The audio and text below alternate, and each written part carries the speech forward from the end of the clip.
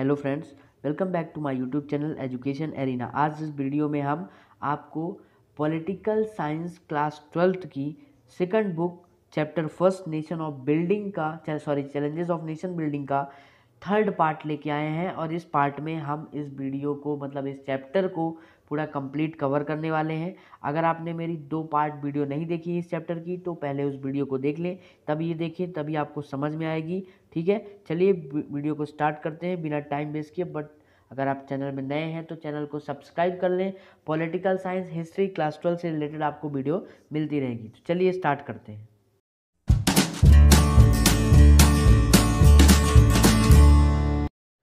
ये part third है हमारा, और इस बुक सेकंड बुक के पॉलिटिकल साइंस फर्स्ट चैप्टर का इसके आगे हम पढ़ने वाले हैं। तो बुक में है इंटीग्रेशन ऑफ प्रिंसली स्टेट्स, तो उस टॉपिक के बारे में हम थोड़ा ध्यान दे लेते हैं कि देखिएगा इसके अंदर कितने पॉइंट बनते हैं कि जो हमारा ब्रिटिश इंडिया था वो 2 पार्ट में डिवाइड था। ध्यान रखिएगा, British India was divided into 2 parts. Screen में दिख रहा होगा। पहला था ब्रिटिश इंडियन प्रोविंस, दूसरा था प्रिंसली स्टेट्स। मतलब जो हमारा ब्रिटिश इंडिया था, ब्रिटिश इंडिया मतलब वो इंडिया जब हमारे ऊपर ब्रिटिश रूल करते थे, मतलब when we was ruled by the British, that is known as British India. तो उस समय क्या था कि ब्रिटिश इंडिया जो था 2 पार्ट में डिवाइड था। पहला ब्रिटिश इंडियन प्रोविंसेस और दूसरा प्रिंसली स्टेट्स। तो अब देखिए पहले ब्रिटिश इंडियन प्रोविंसेस क्या होता है। तो सेकंड पॉइंट देखिएगा, they were directly under the control of British government. मतलब ब्रिटिश प्रोविंसेस वो होते थे जो डायरेक्टली कंट्रोल में होते थे ब्रिटिश सरकार के। मतलब जो अंग्रेज़ लोग थे उनकी जो सरकार थी, जो उनके मतलब डायरेक्ट कंट्रोल में होते थे, उसको बोला जाता ब्रिटिश इंडियन प्रोविंसेस। मतलब कि अगर कोई भी डिसीजन लेना है यहाँ पे ब्रिटिश इंडियन प्रोविंस में तो कौन लेगा? ब्रिटिश गवर्नमेंट लेगी। ठीक है, अब बात आती है कि प्रिंसली स्टेट्स क्या है। तो वो छोटे और बड़े राज्य जो राजाओं के द्वारा रूल किए जाते थे उसको बोला जाता था प्रिंसली स्टेट्स। ठीक है, थर्ड पॉइंट में लिखा हुआ है some large and small states ruled by princes. मतलब जो कुछ छोटे और बड़े राज्य ऐसे थे जो राजाओं के द्वारा रूल किए जाते थे उसको बोला जाता था प्रिंसली स्टेट्स। और ये प्रिंसली स्टेट्स ब्रिटिश गवर्नमेंट के नीचे ही काम करते थे। मतलब इनको कुछ फ्रीडम दी जाती थी ब्रिटिश गवर्नमेंट के द्वारा कि that you can enjoy several freedom, that you can enjoy autonomy of your state. तो इसीलिए प्रिंसली स्टेट्स उनको बोला जाता था जहाँ छोटे और बड़े राज्यों में राजाओं द्वारा रूल किया जाता था, और ये ब्रिटिश गवर्नमेंट के नीचे ही होते थे। जैसा मैंने आपको बताया, अभी ऊपर बताया, वही फोर्थ पॉइंट में लिखा है कि they enjoy some form of control over their internal affairs as long as they accepted their British supremacy. मतलब कि ये जो प्रिंसली स्टेट्स होते थे वो कुछ फ्रीडम को एंजॉय करते थे, सम फॉर्म ऑफ कंट्रोल को एंजॉय करते थे अपने इंटरनल अफेयर्स के। मतलब कि they can take their internal decision some time. कुछ समय कई बार क्या करते थे कि ये इंटरनल अफेयर्स में डिसीजन ले सकते थे as long as they accepted the British supremacy. मतलब जब तक ये ब्रिटिश को सुप्रीम मानते हैं और ये मानते हैं कि हाँ ब्रिटिश हमारे ऊपर है और हमसे ज़्यादा पावरफुल है, तब तक ये ब्रिटिश के अंडर रहकर क्या करते थे, इंटरनल अफेयर्स में डिसीजन ले सकते थे। अब फिफ्थ पॉइंट देखिएगा, this was called the paramountcy और suzerainty of the British crown.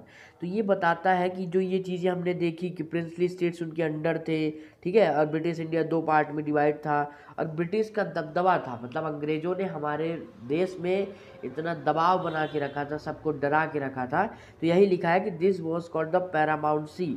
मतलब उसका सुप्रीमेसी देखा जा सकता है ब्रिटिश क्राउन का, ब्रिटिश के जो राजा थे उनका। ठीक है, अब आगे बात करेंगे हम कि इंटीग्रेशन ऑफ प्रिंसली स्टेट्स, मतलब कि प्रिंसली स्टेट्स को भारत में मिलाने पर क्या क्या दिक्कतें आईं। ठीक है, तो इस चीज़ के बारे में हम बातें करेंगे। भाइयों थोड़ा मुझे माफ़ करिएगा क्योंकि मैं इस वीडियो में ज़्यादा आपको एक्सप्लेन नहीं कर पा रहा हूँ, क्योंकि थोड़ा मेरी तबीयत ख़राब है और मैं अच्छे से बोल भी नहीं पा रहा हूँ, फिर भी ये वीडियो बना रहा हूँ। तो हालांकि ये चैप्टर बहुत इजी है, आप अगर मेरे पॉइंट्स पे ध्यान देते हैं तो ये पॉइंट्स बुक से ही लिए गए हैं और ये टोटली आपको अंडरस्टूड हो जाएंगे। और अगर आप इसके नोट्स बना लेते हैं और पेपर में यही पॉइंट्स लिख देते हैं, अगर यही क्वेश्चन पूछता है या थोड़ा क्वेश्चन घुमा फिरा के पूछता है, तो आपको बहुत अच्छे नंबर मिल जाएंगे। आपको फिर बुक बस एक बार रीड करने की ज़रूरत है। ठीक है, तो चलिए थोड़ा मुझे माफ़ करिएगा क्योंकि मैं अच्छे से, मुझे मालूम है कि मैं एक्सप्लेन नहीं कर पा रहा हूँ। चलिए देखते हैं कि जो प्रिंसली स्टेट्स थे उनको इंडिया में इंटीग्रेट करते समय, मिलाते समय क्या क्या प्रॉब्लम्स थे। तो पहली प्रॉब्लम थी कि before independence British announce that with the end of their rule over India paramountcy of the British crown over princely state would be lapse. इसका मतलब है कि आज़ाद होने से पहले ही ब्रिटिश ने ये अनाउंस कर दिया था कि that with the end of their rule, जैसे ही ब्रिटिश का रूल इंडिया के ऊपर ख़त्म होगा तो उनकी जो सुप्रीमेसी है, जो सुप्रीम है प्रिंसली स्टेट्स के ऊपर, जो उनका रूल है वो भी ख़त्म हो जाएगा। इस फर्स्ट पॉइंट में यही बताया गया है। अब देखिए दूसरे पॉइंट में क्या है कि British kept choice in front of the princely states that they were free to join either India और पाकिस्तान और रिमेन इंडिपेंडेंट। मतलब ये जो ब्रिटिश थे, जब इन्होंने बोला कि हम जब इंडिया के ऊपर हमारा रूल नहीं रहेगा तो प्रिंसली स्टेट्स भी फ्री हो जाएंगे, उनके सामने, प्रिंसली स्टेट के सामने ऑप्शन रखा कि दैट वो भी फ्री हो जाएंगे and that they can join either of the nation, either they can join Pakistan और इंडिया और दे कैन इंडिपेंडेंट, मतलब या फिर वो आज़ाद रह सकते हैं या फिर वो चाहे तो पाकिस्तान में या इंडिया के साथ मिल सकते हैं। ये बताया सेकंड पॉइंट में। अब देखिए थर्ड पॉइंट में क्या बोला गया है कि जो ये डिसीजन था कि आप चाहे तो इंडिया के साथ मिल जाएं या पाकिस्तान के साथ, या फिर आप रिमेन इंडिपेंडेंट रहें, मतलब आज़ाद रहें। तो ये प्रिंसली स्टेट्स का जो ये डिसीजन था, ये ब्रिटिश ने किसके ऊपर छोड़ा था कि कौन डिसीजन ले सकता है। This decision was left not to the people but to the princely rulers of these states. मतलब वहाँ का जो राजा था, प्रिंसली स्टेट्स का जो राजा था, वो डिसाइड करेगा कि उसको क्या करना है, इंडिपेंडेंट रहेगा या फिर पाकिस्तान या फिर इंडिया के साथ जाना चाहेगा। अब देख लेते हैं फोर्थ पॉइंट क्या है। The ruler of Travancore announce that the state had decided to be independence. मतलब सबसे पहले जो रूलर ऑफ त्रवणकोर था उसने डिसाइड किया कि जो हमारा राज्य है, जो हमारा प्रिंसली स्टेट्स है, वो इंडिपेंडेंट रहेगा, ना हम पाकिस्तान के साथ जाएंगे ना हम इंडिया के साथ जाएंगे, we will remain an independent state. ठीक है, तो सबसे पहले त्रवणकोर के राजा ने ये बोला कि that we will remain independent. ठीक है, अब फिफ्थ पॉइंट में देख लेते हैं क्या है कि the Nizam of Hyderabad made a similar announcement the next day.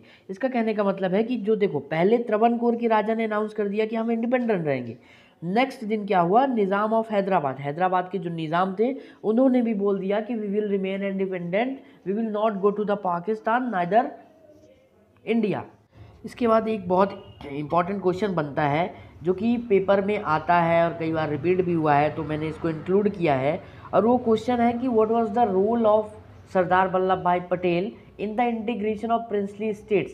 मतलब कि जो सरदार वल्लभ भाई पटेल का क्या रोल था, उन्होंने बहुत इंपॉर्टेंट रोल प्ले किया था जो प्रिंसली स्टेट्स थे उनको भारत में मिलाने के लिए। तो चलिए इसका फर्स्ट पॉइंट पढ़ लेते हैं, ये आंसर होगा। अगर ऐसा क्वेश्चन आता है तो आप ये पॉइंट इंक्लूड कर सकते हो और आपको फुल मार्क्स मिलेंगे, गारंटी है। तो पहला पॉइंट क्या है कि there was a possibility of a country dividing into small and pieces in which the government took a tough decision. देखो क्या हुआ कि जब कंट्री आज़ाद हुई अपनी इंडिया, तो आपको पता है कि वैसे भी कंट्री दो पार्ट में डिवाइड हो गई, इंडिया एंड पाकिस्तान। तो और ये जो प्रिंसली स्टेट्स थे इनको लग रहा था कि कंट्री और छोटे छोटे पार्ट में डिवाइड होगी और हम जितने पार्ट के मालिक हैं, जितने हिस्से के मालिक हैं, हमारे पास वो भी नहीं बचेगा अगर हम इंडिया के साथ मिल जाएंगे। तो यही दिक्कत चल रही थी कि पहला दिक्कत क्या थी कि बहुत पॉसिबिलिटी थी कि कंट्री जो होगी और छोटे छोटे पार्ट में डिवाइड हो जाएगी, मतलब पाकिस्तान के अलावा भी छोटे छोटे पार्ट में डिवाइड हो जाएगी। ठीक है, फर्स्ट पॉइंट ये था। अब देखिए सेकंड पॉइंट में क्या था कि मुस्लिम लीग अपोज द इंडियन नेशनल कांग्रेस। अब जो ये मुस्लिम लीग थी इसने इंडियन नेशनल कांग्रेस की बात को अपोज किया और कहा कि ये जो स्टेट्स हैं, प्रिंसली स्टेट्स हैं, इन पर कोई दबाव ना बनाया जाए, ये फ्री हैं, ये जहाँ चाहे तो पाकिस्तान में या फिर इंडिया में जुड़ सकते हैं, इन पर कोई दबाव ना बनाया जाए, वो अपने मन से जहाँ जाना चाहेंगे तो वो जाएंगे। थर्ड पॉइंट क्या था कि Sardar Patel was India's deputy prime minister. आपको पता है कि सरदार पटेल जो थे वो डिप्टी प्राइम मिनिस्टर थे एंड द होम मिनिस्टर, और गृह मंत्री भी थे during the crucial period immediately following the independence के बाद, आज़ादी के जस्ट बाद सरदार पटेल भारत के डिप्टी प्राइम मिनिस्टर और होम मिनिस्टर थे। अब आगे चलिए फोर्थ पॉइंट देख लेते हैं कि he played a historic role in negotiating with the rulers of princely states. मतलब कि सरदार वल्लभ भाई पटेल ने बहुत ही हिस्टोरिक रोल प्ले किया इनके रूलर्स से बातचीत करने में, निगोशिएटिंग मतलब बातचीत करने में बहुत हिस्टोरिक रोल प्ले किया। State family but diplomatically and bringing most of them into the Indian, और बहुत सारे प्रिंसली स्टेट्स को इन्होंने इंडियन यूनियन में मिला लिया। मतलब बहुत सारे जो प्रिंसली स्टेट्स थे इनको बात करके, इनको बहला फुसला कर भारत में मिला लिया। किसने? सरदार वल्लभ भाई पटेल ने।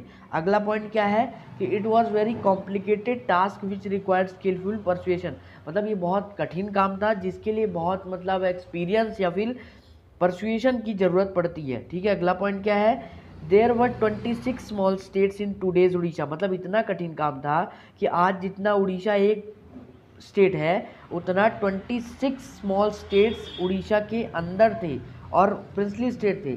सौराष्ट्र रीजन ऑफ गुजरात, जो सौराष्ट्र रीजन है गुजरात का, इसमें 14 बिग स्टेट्स थे, मतलब 14 बड़े बड़े स्टेट्स थे गुजरात के अंदर, और 119 मतलब 119 स्मॉल स्टेट्स थे। आप अंदाज़ा लगा सकते हो कि मतलब टोटल 565 प्रिंसली स्टेट थे, तो कितना कठिन था, है ना। तो ये हिस्टोरिक रोल प्ले किया था सरदार वल्लभ भाई पटेल ने। आगे पढ़ लेते हैं। अगला पॉइंट है हमारा गवर्नमेंट अप्रोच। इसका कहने का मतलब है, तो पहला पॉइंट बन जाएगा इसमें, the people of most of the princely states clearly wanted to become a part of the Indian union, मतलब कि जो ज़्यादातर प्रिंसली स्टेट्स के लोग थे वो क्या करना चाहते थे? They wanted to be a part of Indian union, मतलब वो भारत में मिलना चाहते थे, वो भारत के साथ रहना चाहते थे। ठीक है, सेकंड पॉइंट क्या है? Secondly the government was prepared to be flexible in giving autonomy to some regions. अब देखो अपनी इंडियन गवर्नमेंट ने क्या बोला कि बहुत सारे मतलब प्रिंसली स्टेट्स को लालच भी दिया कि अगर आप हमारे इंडियन यूनियन में जुड़ते हैं, अगर आप आते हैं तो आपको कुछ ऑटोनॉमी दी जाएगी, मतलब कुछ इंटरनल फ्रीडम दी जाएगी। ठीक है, थर्ड पॉइंट क्या था? In the backdrop of partition which brought into focus in the contest over demarcation of territory, मतलब इस पार्टीशन से क्या हुआ कि जो गवर्नमेंट का फोकस था वो डिमार्केशन ऑफ टेरिटरी पर भी गया, मतलब कि जो ये स्टेट्स हैं उनका डिमार्केशन करना मतलब जो बॉर्डर है उनको सही तरीके से मतलब बनाना कि किसका बॉर्डर, किस स्टेट का बॉर्डर कहाँ तक रहेगा। तो ये गवर्नमेंट अप्रोच के 3 पॉइंट थे। अब आगे देखते हैं क्या है।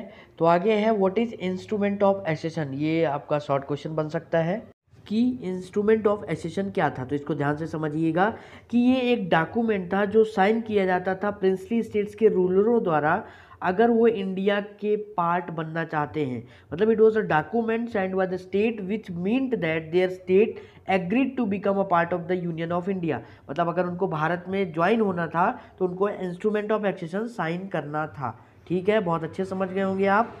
अब देखिए आगे बढ़ने से पहले मैं एक चीज़ आपको ये समझाना चाहता हूँ कि जैसे मैंने आपको बताया था कि कुछ प्रिंसली स्टेट्स ने बोला था कि हम रिमेन इंडिपेंडेंट रहेंगे, मतलब ना ही हम पाकिस्तान में जाएंगे ना इंडिया में, हम आज़ाद रहेंगे।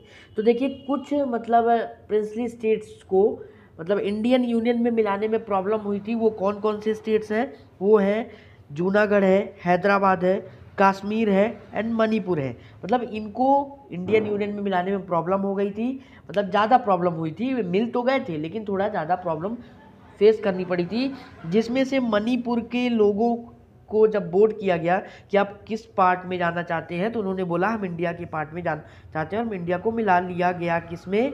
सॉरी, मणिपुर को इंडिया में मिला लिया गया क्योंकि लोग चाहते थे। ठीक है, तो अब हम इसमें बात करेंगे हैदराबाद के बारे में कि कैसे हैदराबाद को इंडियन यूनियन में मिलाया गया। तो चलिए इसका पहला पॉइंट देख लेते हैं कि it was one of the largest princely state surrounded entirely by Indian territory, मतलब ये बहुत बड़ा प्रिंसली स्टेट था जो पूरी इंडियन टेरिटरी से घिरा हुआ था।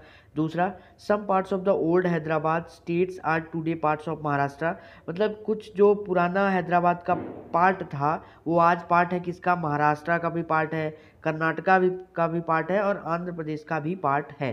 थर्ड पॉइंट क्या हो जाएगा कि its ruler were known as Nizam, मतलब वो लोग जो हैदराबाद पर रूल करते थे, जिनका शासन था, उनको निज़ाम बोला जाता था। और फोर्थ पॉइंट क्या है? And he was one of the world richest man, और ये दुनिया के सबसे अमीर आदमी माने जाते थे। और फिफ्थ पॉइंट क्या है कि the Nizam wanted independent status for Hyderabad, जैसा कि मैंने आपको बताया था कि पहले त्रावणकोर ने बोला कि हम आज़ाद रहेंगे, फिर दूसरे दिन निज़ाम ने बोला कि हम भी इंडिपेंडेंट रहना चाहते हैं।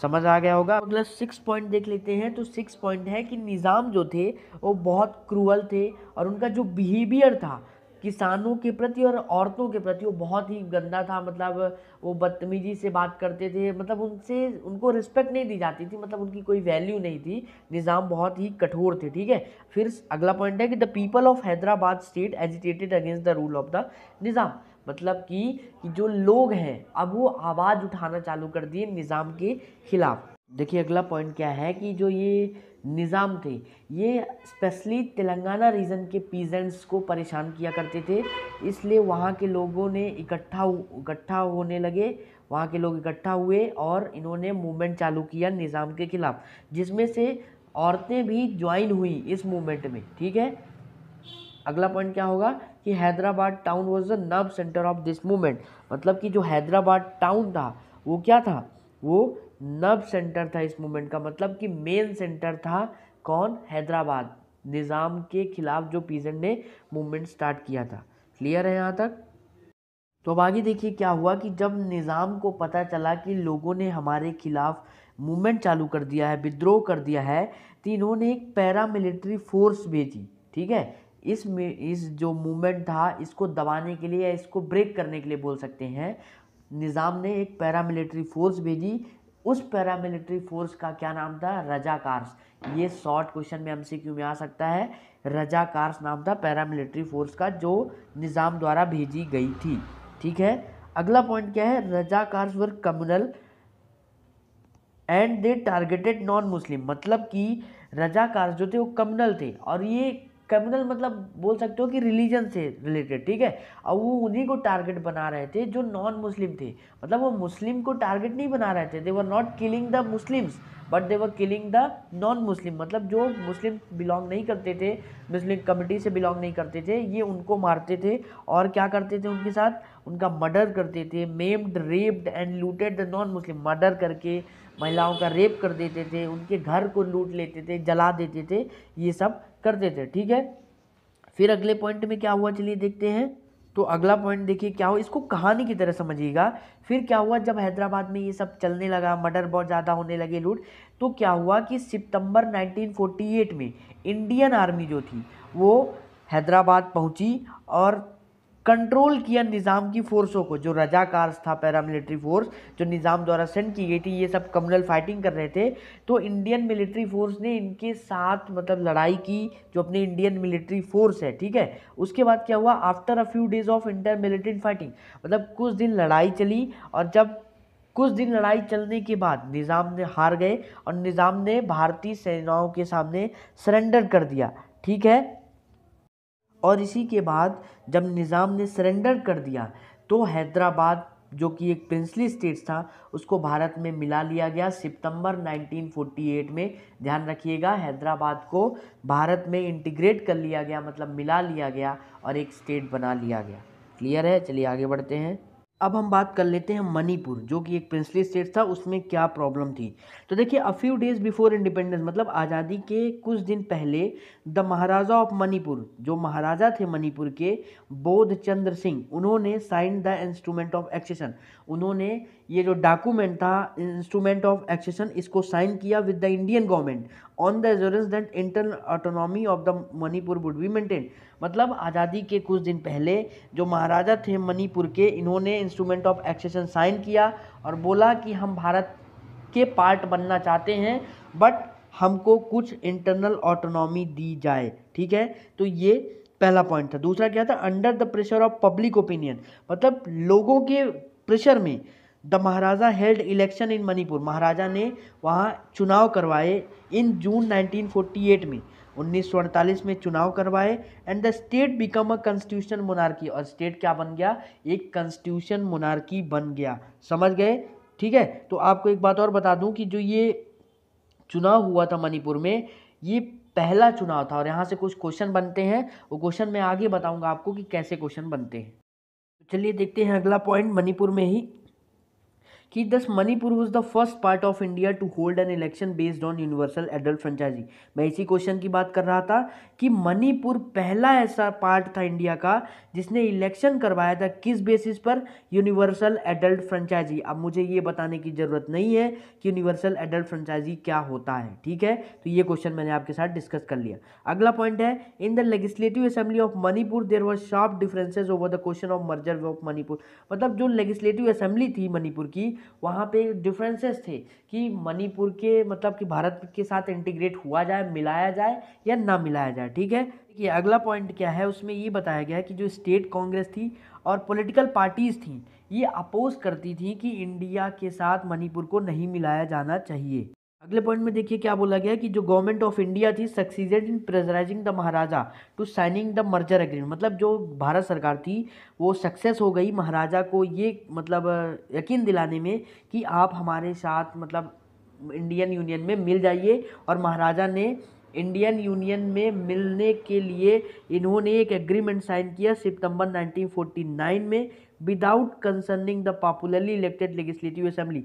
मतलब बिना असेंबली में मतलब डिस्कस किए हुए इन्होंने इंस्ट्रूमेंट ऑफ एसेशन को साइन कर लिया और इंडिया में मिल गए। ये हमारा नेक्स्ट टॉपिक है रीऑर्गेनाइजेशन ऑफ स्टेट्स। तो देखिए ये क्या था कि जब कांग्रेस सेशन इन नागपुर 1920 में हुआ, मतलब जब कांग्रेस सेशन हुआ नागपुर 1920 में, ये एक्सेप्ट किया गया कि आज़ादी के बाद हम स्टेट्स का रीऑर्गेनाइजेशन करेंगे। मतलब स्टेट को पुनः बनाएंगे on the basis of language. मतलब लैंग्वेज के बेसिस पर, मतलब कि मराठी बोलने वाला के लिए अलग स्टेट होगा, तेलुगु बोलने वाले के लिए अलग स्टेट होगा। ये इंडिपेंडेंस से पहले बोला गया 1920 में। लेकिन देखिए फिर बाद में क्या हुआ कि जो हमारे लीडर्स थे felt that curbing out state on the basis of language. मतलब आज़ाद होने के बाद क्या लगा, जो लीडर्स को क्या लगा, नेताओं को, कि ये स्टेट्स लैंग्वेज के बेसिस पे बनाने में स्टेट्स टूट जाएंगे और आपस में दुश्मनी बढ़ जाएगी और इंडिया के छोटे छोटे और टुकड़े हो जाएंगे। इसलिए जो सेंट्रल लीडरशिप, मतलब जो सेंट्रल गवर्नमेंट के जो लीडरशिप थे, उन्होंने डिसाइड किया कि इस मैटर को अभी पोस्टपोन कर देते हैं, मतलब बाद में इसके बारे में सोचेंगे, अभी इसके बारे में ज़्यादा नहीं सोचते हैं, ठीक है। जैसे मैंने आपको बताया कि जो सेंट्रल लीडर्स थे उन्होंने इस मैटर को पोस्टपोन करना चाहा, तो जो लोकल लीडर्स थे उसके खिलाफ हो गए और क्या हुआ, प्रोटेस्ट चालू हो गया Telugu speaking area of the old Madras province. मतलब जो पहले मद्रास प्रोविंस था वहाँ पे तेलुगु स्पीकिंग जो एरिया थे वहाँ पे प्रोटेस्ट चालू हो गए, लोग मूवमेंट करने लगे, विच इंक्लूडेड प्रेजेंट डे। जो मद्रास प्रोविंस था वो आज किस नाम से जाना जाता है, कुछ पार्ट उसका तमिलनाडु पार्ट्स में है, आंध्र प्रदेश में है, केरला में है, कर्नाटका में है। तो ये क्या करने लगे, they demanded the separate state for them Andhra Pradesh, ठीक है। तो इन्होंने डिमांड रखी कि जो तेलुगु वाले हैं उनके लिए एक अलग स्टेट बनाया जाए और स्टेट का नाम होना चाहिए आंध्र प्रदेश, ठीक है। अगला पॉइंट क्या है कि the government was in dilemma of yes और नो। जब ये सब होने लगा तो सरकार जो थी वो परेशानी में आ गई कि हाँ बोले बनाए आंध्र प्रदेश को या ना बनाए, ठीक है। सरकार नहीं मान रही थी। अब Congress leader potty Sriramulu and veteran Gandhi, अब ये दो लीडर थे, potty Sriramulu and veteran Gandhi, ये इंडिफिनिट हंगर स्ट्राइक पे चले गए, मतलब भूख हड़ताल कर दी, ठीक है इन्होंने। फिर क्या हुआ कि ही डाइड आफ्टर 56 डेज। अभी जो पोट्टी श्रीरामुलु है ये भूख हड़ताल कर दी और 56 दिन के बाद इनकी मृत्यु हो गई। अब जब मृत्यु हो गई तो लोग जो है भड़क गए और इनसे लोगों ने हिंसा स्टार्ट कर दी। और जो वहाँ के एमएलएज थे, ठीक है, कहाँ के, मद्रास के, उन्होंने रिज़ाइन भी कर दिया। आगे देखते हैं क्या हुआ। तो दिसंबर 1952 में जब इनकी पोट्टी श्रीरामुलु जी की डेथ हो गई तो लोग भड़क गए, हिंसा करने लगे, वायलेंस क्रिएट करने लगे, एमएलएज ने रिज़ाइन कर दिया। तो दिसंबर 1952 में नेहरू जो प्राइम मिनिस्टर थे इन्होंने एक्सेप्ट कर लिया, डिमांड की कि आंध्र प्रदेश को बनाना चाहिए, ठीक है। After Andhra Pradesh demand also started in other part. अब देखो आंध्र प्रदेश बन गया अलग स्टेट लैंग्वेज के बेसिस पर, ठीक है। तो अब भाई जब आंध्र प्रदेश बन गया तो देश के और पार्ट भी चाहने लगे कि हमको भी लैंग्वेज के बेसिस पे डिवाइड करो और एक सेपरेट स्टेट बनाओ, ठीक है। फिर क्या हुआ, the struggle force the central government into appointing a state reorganisation commission. अब जब ये छोटे छोटे स्ट्रगल चलते रहे तो सेंट्रल गवर्नमेंट ने एक स्टेट रिऑर्गेनाइजेशन कमीशन बना दी इन 1953 में। ध्यान रखिएगा, state reorganisation commission central government ने बना दी 1953 में। किस लिए? To look into the question of redrawing the boundaries of state, मतलब कि जो बाउंड्रीज हैं स्टेट की उसको पुनः से बनाने के लिए, और स्टेट अगर कोई नया बनता है तो यही बनाएंगे। अब चलिए बात कर लेते हैं स्टेट रिऑर्गेनाइजेशन कमीशन को। तो जैसा कि आपको पता है कि इट वाज मेड ऑन 1953, और क्यों बनाया गया था? Redrawing the boundaries of the state, ठीक है, इस काम के लिए बनाया गया था। अगला है कि the commission in its report accepted that the boundaries of the state should reflect the boundaries of different languages. अब देखिए, जो स्टेट रिऑर्गेनाइजेशन कमीशन था, ये अपने रिपोर्ट में इसने एक्सेप्ट कर लिया कि जो स्टेट्स बनेंगे वो उसके जो बाउंड्रीज होनी चाहिए वो रिफ्लेक्ट की चाहिए कि ये लैंग्वेज के बेसिस पे बने हैं, ठीक है। अब इस बेसिस पे क्या हुआ कि on the basis of its report the state reorganisation act was pass. अब 3 साल बाद, मतलब 1953 में बना, 3 साल बाद 1956 में एक रिपोर्ट पास की गई, ठीक है, जिस रिपोर्ट को क्या बोला गया? स्टेट रिऑर्गेनाइजेशन एक्ट बन गया वो, ठीक है, 1956 में। जिसके कारण क्या हुआ कि बने, कितने बने? 14 स्टेट्स और 6 यूनियन टेरिटरीज उस समय बने, ठीक है। मतलब जब स्टेट रिऑर्गेनाइजेशन कमीशन आया 1953 में, 56 में इसने एक्ट पास किया, तो उससे 14 स्टेट्स और 6 यूनियन टेरिटरीज बने, ठीक है। ये स्टेट रिऑर्गेनाइजेशन का मेन काम था, ठीक है, समझ में आ गया होगा। चलिए आगे बढ़ते हैं। अब देखिए कुछ इंपॉर्टेंट चीज़ हम बात कर लेते हैं। और देखिए कुछ जो स्टेट्स हैं वो कब बने, कैसे बने, मैं आपको बता रहा हूँ। Bombay state was carved into two. जो पहले आपको पता है कि बॉम्बे प्रेसिडेंसी बोली जाती थी, ठीक है, इंडिपेंडेंस। फिर उसके बाद बॉम्बे से 2 स्टेट्स बनाए गए 1960 में। कौन कौन से? गुजरात और महाराष्ट्र। जो आज का गुजरात है और महाराष्ट्र है वो पहले बॉम्बे प्रेसिडेंसी माना जाता था, ठीक है। और Haryana and Himachal Pradesh was carved out from the Punjab in 1966। Punjab से हरियाणा और हिमाचल प्रदेश निकले हैं, मतलब पंजाब से ही ये निकलकर अलग स्टेट बनाए गए हैं 1966 में। Meghalaya was carved out of Assam in 1972। जो मेघालय है उसको आसाम से निकाला गया है 72 में, ठीक है। और Manipur and Tripura to emerge as a separate state in the same year. और 1972 में ही मणिपुर और त्रिपुरा एक अलग अलग स्टेट बन गए। क्लियर हो गया होगा? ये बहुत इंपॉर्टेंट है, इसको आप ध्यान में रखिएगा, एमसीक्यू में भी आ सकता है। और आप अगर आप आंसर में इंक्लूड करते हैं तो इंप्रेशन और अच्छा बनेगा कॉपी चेकर के ऊपर, ठीक है। चलिए आगे बढ़ते हैं। तो अब बात करने वाले हैं कुछ और स्टेट्स की। तो जो ये स्टेट मिजोरम है और अरुणाचल प्रदेश है, ये कब बना? 1987 में बना। और दूसरी चीज़ देख लेते हैं, Nagaland had become a state much earlier in 1963। यहाँ थोड़ा गड़बड़ी हो गई है, मैच लिखा है, इसको मच कर लीजिएगा। मतलब कि जो नागालैंड है वो बहुत पहले ही 1963 में ही एक स्टेट बन चुका था, ठीक है। लास्ट देखते हैं कि छत्तीसगढ़, झारखंड एंड उत्तराखंड, देखिएगा ध्यान से पढ़िएगा, ये 3 राज्य ऐसे हैं जो 2000 में बने थे, छत्तीसगढ़, झारखंड एंड उत्तराखंड। लेकिन आपको कमेंट बॉक्स में ये बताना है कि छत्तीसगढ़ किस स्टेट से अलग होकर बना है, ठीक है। तो ये वीडियो मैं कंप्लीट करता हूँ। इस वीडियो में मेरी पॉलिटिकल साइंस के सेकंड बुक की challenges of nation building chapter 1 का कंप्लीट हो गया। अगर आप ये वीडियो देख लेते हैं तो आपको एक बार बुक की रीडिंग करनी पड़ेगी और आप नोट्स बना सकते हैं मेरे इस वीडियो से। मैं भी ऐसे ही करता था, जब 12th में था तो मैं खुद अपने हाथ से नोट्स लिखता था, जिससे मुझे पेपर से मैं बहुत हेल्प मिलती थी। और मैं बस नोट्स को पढ़ के पॉइंट वाइज आंसर लिखता था और मुझे बहुत अच्छे मार्क्स मिलते थे। तो अगर वीडियो पसंद आई हो तो अपने दोस्तों के बीच शेयर ज़रूर करें और सब्सक्राइब कर लें चैनल को। धन्यवाद।